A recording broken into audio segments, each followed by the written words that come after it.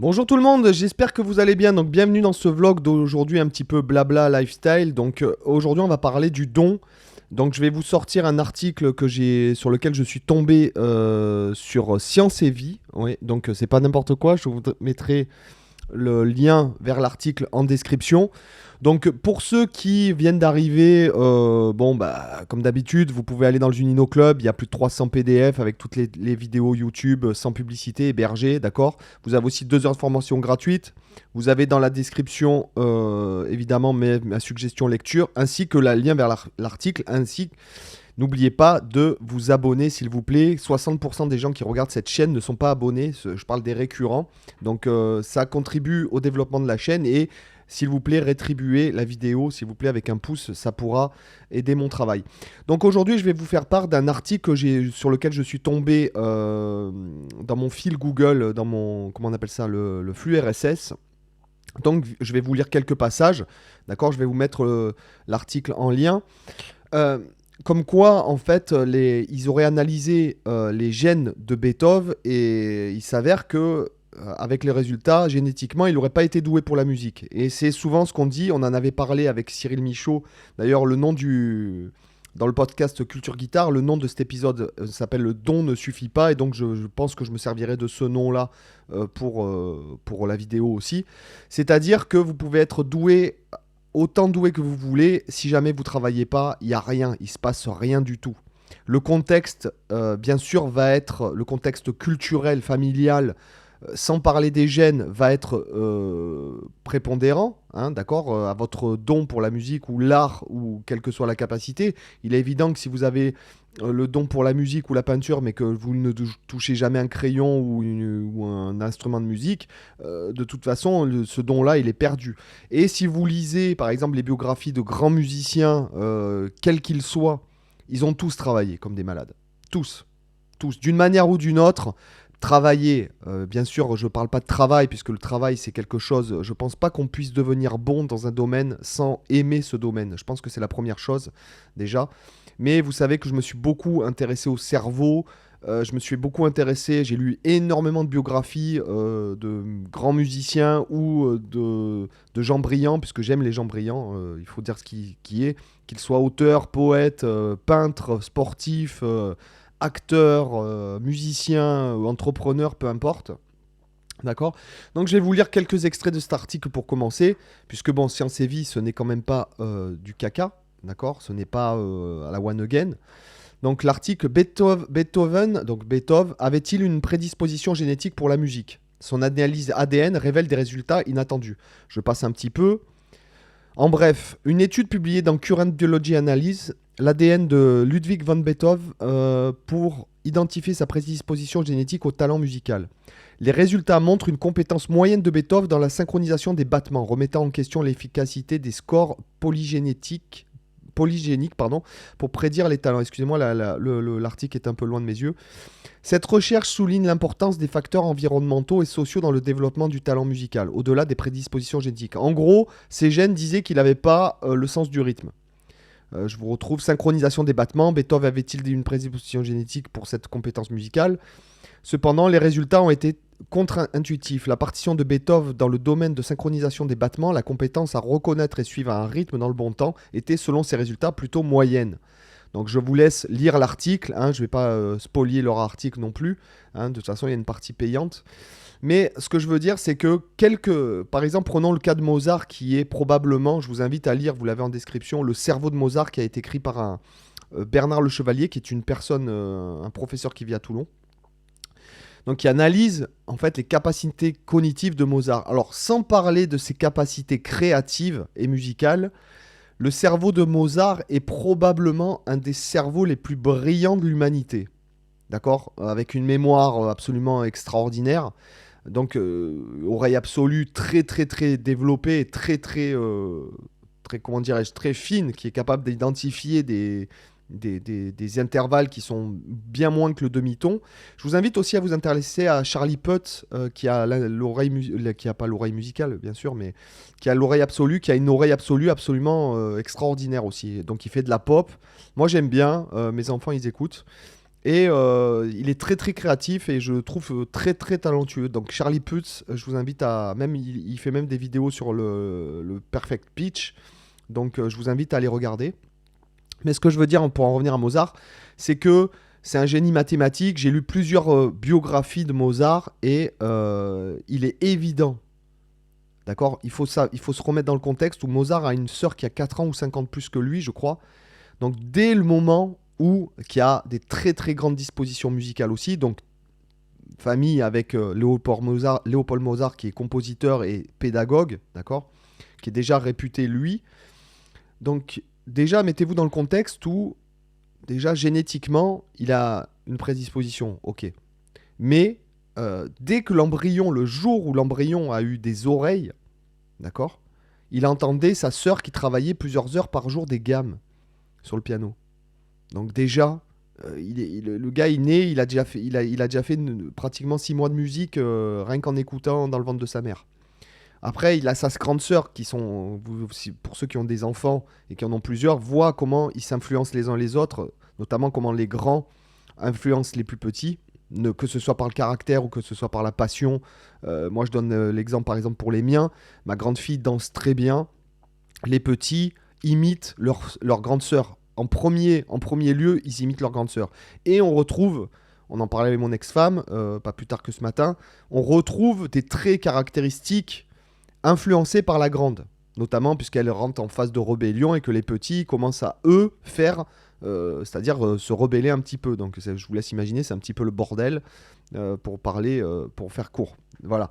C'est-à-dire que il y a tout ce côté aussi de pratique. Et s'il n'avait pas eu son père, Léopold Mozart, qui le fait pratiquer, je veux dire, à peut-être 3 ans, Mozart avait peut-être déjà pratiqué plus la musique que la plupart d'entre vous qui regardaient ces vidéos. Voilà, parce qu'à l'époque, euh, pas de, comment dirais-je, pas de distraction autre que, pas de radio, pas de télévision, juste du jeu, juste du développement cérébral et de la musique. Et la musique, la pratique de la musique devait être à l'époque pratiquement comme nous la télévision, c'est-à-dire que ça devait être génial de pouvoir faire de la musique. D'ailleurs, beaucoup de gens faisaient de la musique. Il y a pas mal de choses à savoir, comme quoi. Je vous invite à lire même si vous vous intéressez pas à la musique classique, je vous invite à vous intéresser à tous ces compositeurs. Alors, il y a certains livres qui sont, par exemple, sur les traces de Jean-Sébastien Bach de Gilles Cantagrel.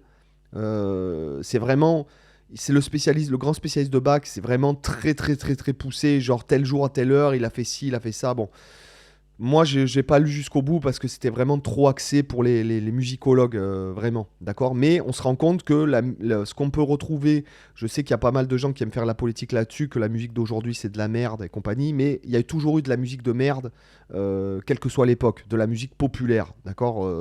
Hein, pas tout le monde, c'est pas parce qu'il y avait Jean-Sébastien Bach que les gens s'intéressaient à Jean-Sébastien Bach, ok. Autre chose.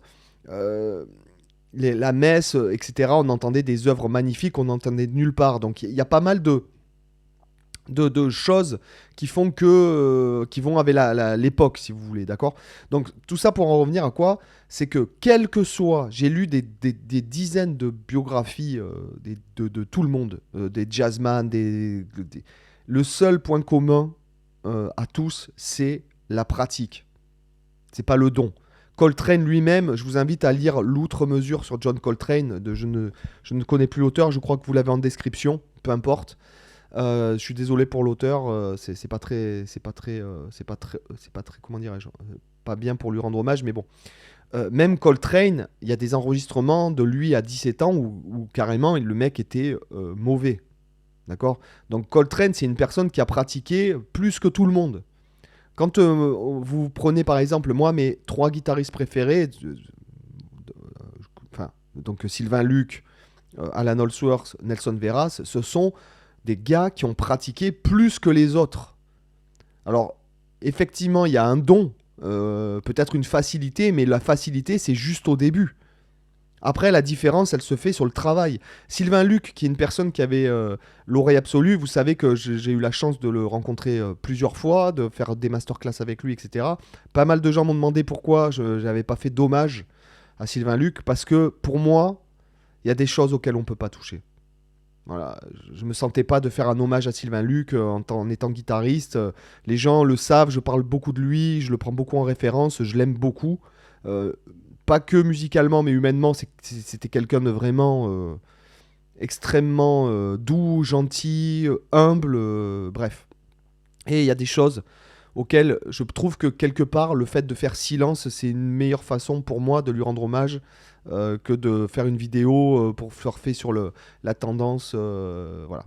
Parce que forcément, quand le jour où il est mort, tu vois ton Google, t'as que des vidéos de Sylvain Luc parce qu'il y a tout le monde qui s'intéresse à lui à ce moment-là. Et je trouve que c'est triste qu'une personne, on s'intéresse plus à un génie comme lui après sa mort que pendant son vivant. D'accord.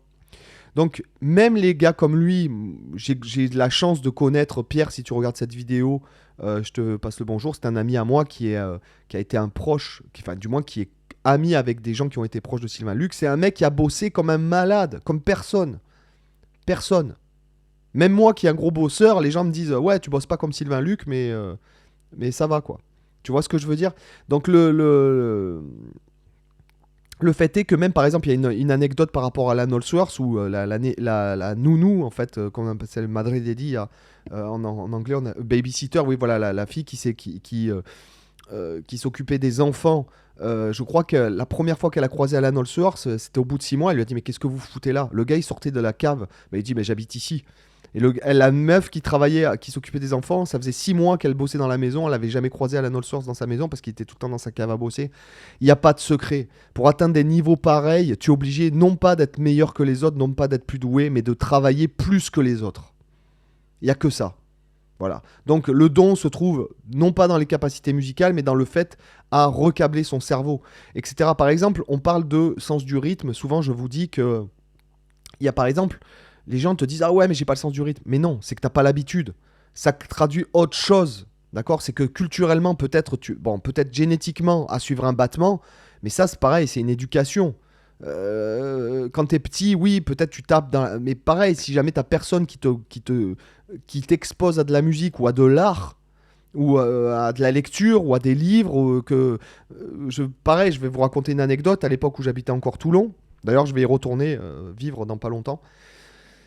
Euh, il y a une femme qui, à l'époque, je fumais, donc je vais au tabac. Donc Betty, c'était la nénette qui tenait le tabac. Et en fait, je vois une poussette devant moi avec 3 enfants. Vous savez, les poussettes à 3 là.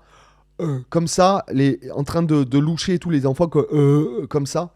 Et je dis, mais moi, un peu sarcastique, acide, je lui dis, franchement, quand tu fais un gosse et qu'il a cette gueule-là, t'en refais pas 2 autres derrière. Et puis en plus, elle était enceinte d'un quatrième. Elle m'a dit, mais tu sais ce qu'elle fait? Elle les attache dans la poussette et elle les colle devant la télé. Voilà, simplement ça. Si jamais tu fais pas tes enfants, tu leur... Alors, effectivement, je vais pas jouer le genre machin truc. C'est vrai que moi, je pense que tu dois plus donner l'exemple. Voilà, donc c'est vrai que mes enfants ont des tablettes, ils ont tous des consoles. Là, je leur ai acheté la Play 5 parce que j'avais envie de leur faire plaisir. J'ai mon fils qui est très très intéressé par les jeux vidéo et il est passionné même, je dirais, par les jeux vidéo, par l'univers qui se passe autour, par les gens qui conçoivent, par les histoires des personnages. Bon, bref, je trouve que je préférerais qu'il soit passionné par la peinture du 17e ou par la musique, la musique. Mais voilà, il est passionné par ça et pour moi c'est déjà moi je veux que mes enfants soient passionnés de quelque chose. Je veux pas qu'ils soient je veux pas leur dire ah oui il faut faire ci, il faut faire ça, il faut faire des études. Bon, oui il faut les encourager, mais bien. Mais pour moi, ce que je veux c'est qu'ils se passionnent, qu'ils s'intéressent par eux-mêmes aux choses. Bref. Donc je les incite pas du tout. Ils font de la musique. Ils font de la musique. Oui cette année ils font de la musique, mais je ne les pousse pas à faire ça. Voilà. Ils font ça par leur intérêt. Mon ex-femme les a inscrits dans un cours qui semble très bien, etc. Donc voilà. Euh, Ce que je veux dire, c'est que si tu exposes pas à tes enfants de la musique, etc. Moi, j'ai passé ma vie avant de faire de la musique à entendre de la musique.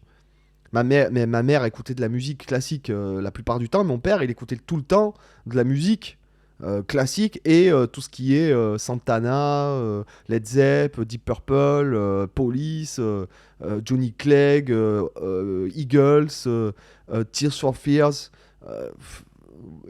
Il y avait de la musique tout le temps, tout le temps, tout le temps, tout le temps à la maison. Donc C'est pas ce que je veux dire, c'est que si à un moment donné, t'es pas exposé à des choses, tu peux pas te développer, même si tu as des gènes, soi-disant des prédispositions. Mais moi, je pense que ça se passe plus au niveau de même de la concentration pour pratiquer. Par exemple, pourquoi des gens arrivent à pratiquer 20 heures par jour et des gens, quand ils ont pratiqué 20 minutes, ils te disent waouh, j'en peux plus. Donc, il y a une question de ça. Et par rapport, pour en revenir au sens du rythme, aux gens qui te disent j'ai fait une formation sur le sens du rythme. C'est le produit le plus vendu de mon site parce que ça s'adresse à tous les musiciens et non pas forcément j'ai des chanteuses, des violonistes, même des batteurs qui ont pris cette formation. C'est une éducation. D'accord. Même si tu as le sens du rythme, si jamais je te plante, je te dis vas-y, improvise-moi en 7-8 à ce tempo-là et que tu n'as pas l'habitude de le faire, tu vas être à la rue si tu sais pas comment te poser. Et ça, c'est de l'expérience. Donc même par exemple euh, des gens qui sont censés, des blacks, qui sont censés avoir le sens du rythme avec une musique qui est très rythmique, si tu les exposes à quelque chose dont ils n'ont pas l'habitude, il faudra qu'ils s'éduquent à ça. D'accord. Donc en fait, il y a une méthode pour chaque chose. C'est comme ton oreille. Tu peux naître avec l'oreille musicale, ok, chanter plus ou moins juste, et c'est pas parce que tu as l'oreille absolue que tu vas te chanter juste. Ça aussi. C'est pas parce que je vous invite à même, il y a même une vidéo de Céline Dion qui est quand même une super chanteuse qui n'a pas l'oreille absolue, mais elle chante totalement faux dans ce truc. C'est même arrivé à Michael Jackson. D'accord. Tu peux être très bon dans un domaine et un jour avoir un jour de faiblesse ou ne pas avoir l'habitude parce que t'es pas à l'aise, parce que la tonalité te convient pas, parce que voilà. Et c'est pas, encore une fois, c'est pas parce que tu as l'oreille absolue que tu vas chanter juste. Ok, il y a une question aussi comment on appelle ça, d'orthophonie, d'accord. Voilà. Donc il y a l'oreille que vous avez quand vous commencez la musique, c'est pas du tout la même qu'aujourd'hui. Aujourd'hui, par exemple, je reconnais les progressions d'accords ou comment on appelle ça, le type des accords, genre si c'est majeur 7, majeur 7 9, mineur 7 dièse 11, enfin mineur 7 11, mineur bémol 5, etc. Je reconnais d'oreille, mais il y a 20 ans, oui, 20 ans, si, peut-être. Oui, 20 ans, oui. Mais il y a 30 ans, je les reconnaissais pas, les accords. Voilà, j'entendais une couleur, mais je savais pas mettre un nom dessus. Voilà. Ou un accord que je connais pas. Par exemple, si jamais je vous plante un accord majeur 6-9, si ton oreille elle a pas l'habitude de l'entendre, pour toi, comment dirais-je, c'est nouveau, tu l'as pas identifié. Donc, il y a une éducation. Tu n'as pas la même oreille, tu n'as pas le même sens du rythme quand tu commences que quand tu as de l'expérience. Quand tu as travaillé le 3-4, quand tu as travaillé le 6-8, le 9-8, quand tu as travaillé un peu le 7-8 ou des rythmiques asymétriques un peu plus compliquées, tu n'as pas du tout le même sens du rythme. D'accord. Donc, il y a le don. On a beau être doué, mais le don, c'est juste la petite impulsion. Ça compte pendant les 3 premiers mois. Après, il y a peut-être un don, je dirais, artistique ou pas. Par exemple, moi, il y a des gens que je connais qui sont très doués pour la musique, mais pas que. Ils sont pas doués que pour la musique. En fait, ils ont des facilités dans beaucoup de domaines. Voilà. Donc, ça vient sûrement d'une faculté, d'une facilité à apprendre et à peut-être même recabler son cerveau, puisque vous savez que vous pouvez recabler votre cerveau. Je vous invite à lire tous les livres sur le sujet. Bon, bah, moi, j'aime bien Idriss Aberkane. Je sais que certains d'entre vous ne l'aiment pas, qu'il est controversé, etc. Il y a tout plein de livres sur le cerveau, sur la musique, etc., sur le cerveau mélomane. Je vous invite à lire des bouquins sur le cerveau. Vous verrez que vous pouvez développer vos capacités cognitives toute votre vie.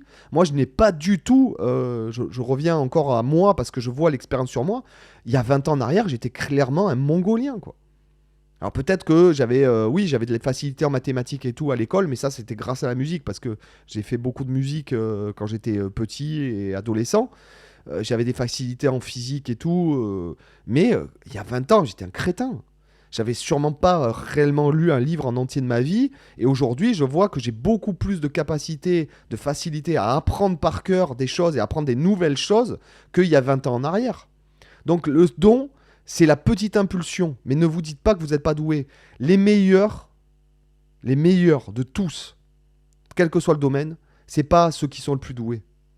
C'est ceux qui ont le plus pratiqué intelligemment. Si vous pratiquez la guitare en faisant des exercices de chromatisme devant Netflix, ça ne sert presque à rien.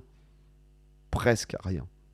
Voilà. Vous faites 10 minutes d'exercice concentré sur un truc bien précis, en faisant comme je vous dis, regardez-vous dans les miroirs, etc. Comprenez les choses, etc. Essayez de comprendre les choses, essayez de sortir de votre zone de confort, essayez de vous confronter à ce que vous avez du mal à faire. Vous allez progresser. Voilà. Tout bêtement, il y a plein, je l'ai constaté dans plein de domaines. Par exemple, bon, moi je fais de la musculation. Pendant 2 ans, j'ai pas progressé. J'ai pas progressé. J'ai juste changé des trucs dans mon alimentation. Et en 3 jours, déjà, tu vois la différence. Donc, bon, j'ai pris des compléments spécifiques, mais ce que je veux dire, c'est que il y a ce côté qu'il y a une méthode. Il y a une méthode. Il faut pratiquer le don. Ok, on est doué au début ou pas. Il y a des gens qui ont vraiment du mal. Mais il y a plein de gens qui, dans l'histoire de la... J'ai pas envie de citer de nom parce que j'ai lu plusieurs fois dans des interviews, des gars qui avaient beaucoup de mal au début, et tu les revois un an après, c'est plus du tout les mêmes. Parce qu'ils ont pratiqué, et puis il y a tout le monde qui fait waouh, mais le mec, il est hallucinant, qu'est-ce qui s'est passé en un an? Voilà. C'est ce que je veux vous dire. Et même si tu crois avoir des facilités, par exemple, je prends mon cas, ces derniers temps, j'ai beaucoup progressé. Donc, notamment, j'ai beaucoup progressé parce que je fais ce vlog-là depuis plus de 300 jours maintenant. Aujourd'hui, nous sommes l'épisode numéro 312. Et j'ai donc déjà le fait de penser tous les jours un sujet, le fait d'être immergé là-dedans, dans la création de contenu et puis de se renseigner par rapport à des sujets qu'on connaît pas très bien. Et après, le fait de pratiquer. Par exemple, là, ça fait depuis janvier 2024, je pratique comme un forcené. Bon, bah, les résultats, ils sont là. C'est tout. Voilà. C'est pas... Et quand je pratique, je le fais pas devant Netflix, quoi. C'est le clic, c'est concentré, c'est je travaille ça pendant X temps bien précis, ce mouvement-là bien précis pendant X temps, ce plan-là bien précis pendant X temps, je m'impose ça, de faire ci, de faire ça. Voilà. Donc 21 minutes 47, c'est long. Donc tout ça, ce que je veux vous dire, c'est que le don ne suffit pas. Voilà, le don ne suffit pas.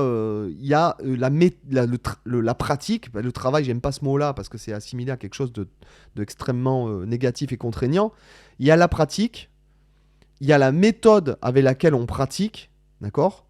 Et surtout, il faut que même quand on pratique quelque chose qui nous saoule, il faut qu'on arrive à y trouver un intérêt et du plaisir. Parce que sinon, en fait, votre cerveau, il met encore une résistance supplémentaire. Voilà. Donc moi, ça me fait rigoler quand moi je peux faire entre 12 et 16 heures de pratique par jour. Alors tu vas me dire, oui, mais c'est ton métier. Oui, mais toi, tu fais ci, bah, tu es sur YouTube et parce que tu as le temps, parce que oui, j'ai la chance de... voilà, j'ai pas mes enfants à charge, je les vois un week-end sur 2 et pendant la moitié des vacances. Oui, d'accord, ok. Néanmoins, vous pouvez demander à mon ex-femme, qui est un témoin, hein, j'ai vécu 16 ans avec, je peux vous garantir que les heures de pratique, je n'ai pas attendu d'être sur YouTube pour les faire. Voilà. Donc elle pourra vous dire même... ma mère, quand j'étais petit, qui me disait, mais Sébastien, il faut que tu sortes, les gens de ton âge, ils sortent, ils restent pas enfermés comme ça à faire de la guitare toute la journée. Voilà, donc je pourrais vous raconter, si vous voulez, comment j'en suis du jour au lendemain à m'être dit... je me suis dit, oui, à m'être dit, bon, là, il faut que il faut que j'arrive à le faire. La première fois que j'ai entendu Steve Vai, moi, ça a changé ma vie. Je me suis dit, je veux faire ça, quoi. Voilà, bon, bref. Et ma mère me disait, ah, mais Sébastien, tu restes toute la journée à faire de la guitare à la maison. Les gens de ton âge, ils sortent, ils voient des filles, ils voient des copains. Bon, j'en avais des copains, mais tu vois, mon trip, ce qui me faisait triper, c'était de faire de la musique. Donc, j'ai pas attendu le fait de... Pareil, quand j'ai gagné ma vie, la première fois que j'ai lancé mon vlog, je pratiquais plus depuis des années. Et c'est pour ça que j'ai lancé mon vlog aussi, parce que j'ai une période très difficile dans ma vie, et j'ai lancé ce vlog aussi pour ça, pour me lever les doigts, pour parler vulgairement. Et comme je foutais rien, en 2023, j'ai senti que j'étais sur la pente descendante, que je pratiquais plus, je touchais pas la guitare, je faisais rien. Bon ben, je me suis imposé, ouais, de faire une vidéo par jour pendant un an pour me sortir les doigts, et ça paye. Voilà. Ok? Donc sur ce, les amis, si tu es arrivé à 24 minutes 08, sache que c'est moi qui te met un pouce. Franchement, bravo, surtout quand je fais du monologue comme ça, mais je sais que ça vous plaît quand même. Et vous n'avez qu'à me mettre dans les commentaires. J'adore l'eau Vichy catalane. Allez, à plus.